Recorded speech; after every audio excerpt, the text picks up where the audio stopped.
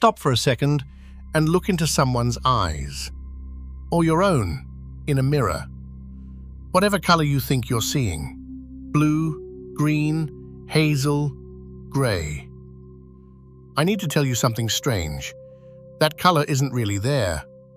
Most of the eye colors on Earth aren't what they appear to be, and almost no one knows why. Once you find out, you'll never look at anyone's eyes the same way again. Start with what you're actually looking at. The colored ring around the black center of your eye is called the iris. It's not a flat disk of color. It's a living, moving structure, a tiny muscle that opens and closes all day to control the light pouring into you. And that black circle at its center, the pupil, it isn't black at all. It isn't even a thing. It's a hole. When you look into someone's pupil, you're looking straight through an opening into the dark inside of their eye. Even that isn't the color you think it is. But the colored ring around it is built in layers. At the very back sits a layer called the epithelium. And here's the first surprise. In almost every human being alive, no matter what color their eyes appear to be, that back layer is the same. Dark brown, almost black, blue eyes, green eyes, gray eyes, behind all of them, the same dark backing. The color you actually see comes from the layer in front of it, a loose, web-like mesh of fibers called the stroma. And what happens inside that mesh decides everything. Because here's the truth almost no one is ever told. There is no blue pigment in the human eye. None. There is no green pigment either, not in a single person who has ever lived. Your body makes exactly one pigment for your eyes. It's called melanin, the same brown pigment that colors your skin and your hair. And melanin only comes in shades of brown and black. That's it. So how can there be blue eyes, green eyes, gray? If the only ink your body owns is brown, where does all that color come from? The answer is light. A brown eye is the simple one. The stroma is packed with melanin, and that melanin drinks up the light falling into it. A lot of pigment, a lot of light absorbed, and you see a rich, deep brown. The more melanin, the darker the eye. The darkest brown eyes look almost black, crowded with it. But take that melanin away. In a blue eye, the stroma is nearly empty, clear, colorless fibers with almost no pigment at all. So when light pours in, there's nothing to drink up the blue. Instead, those tiny fibers scatter the light, and they scatter blue most of all, because blue travels in the shortest, bounciest waves. That scattered blue light bounces back out toward whoever is looking. The eye looks blue, but nothing in it is blue. It's just scattering. And if that sounds familiar, it should. It's the exact same reason the sky is blue. There's no blue paint up in the sky either, just air scattering sunlight, throwing the blue back at your eyes. So when you look into someone's blue eyes, you are quite literally looking at a little piece of sky. The same physics happening 2 inches from their brain. Once you understand that, every other color falls into place. Green eyes, a small amount of melanin, a little brown, layered over that same blue scattering. Brown light and blue light mixed together, and your brain reads it as green. Green is the rarest of all, by the way. Only about 2% of people on Earth have it. Hazel, a bit more melanin still, shifting and uneven across the iris, so the color seems to change depending on the light. And gray eyes? Almost no melanin, like blue, but with denser fibers that scatter every color at once instead of just blue.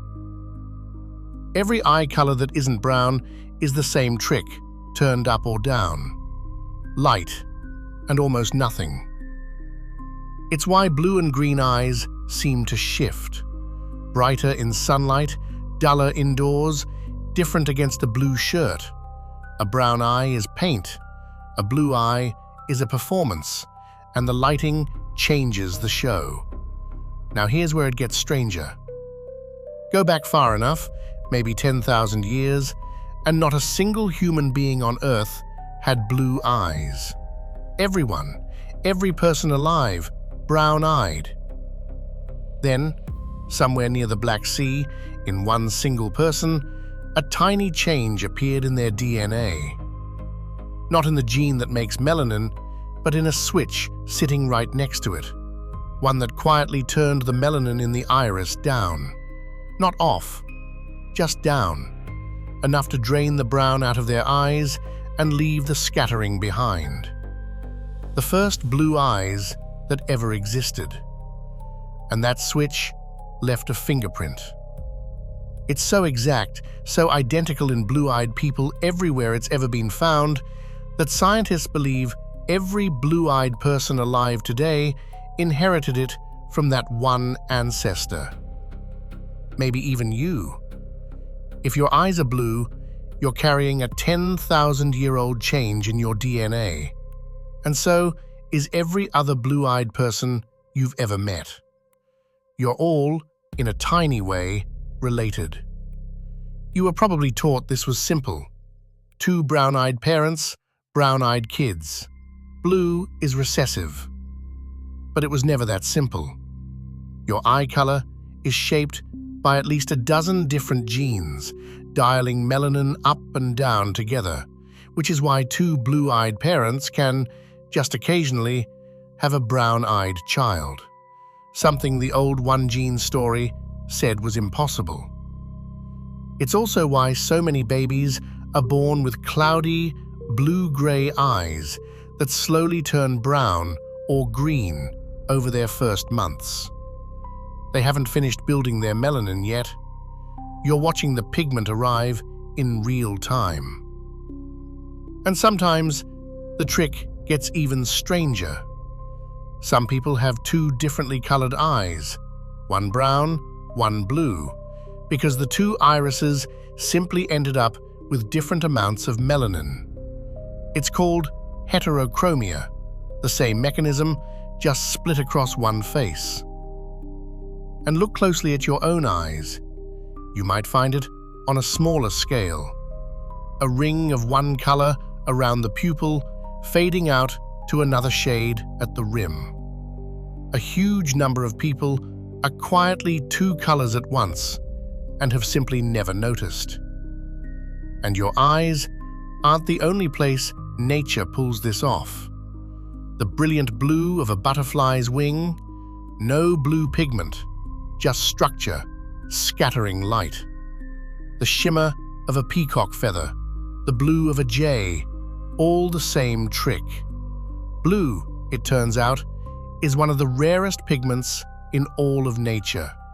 So living things learn to fake it with architecture instead.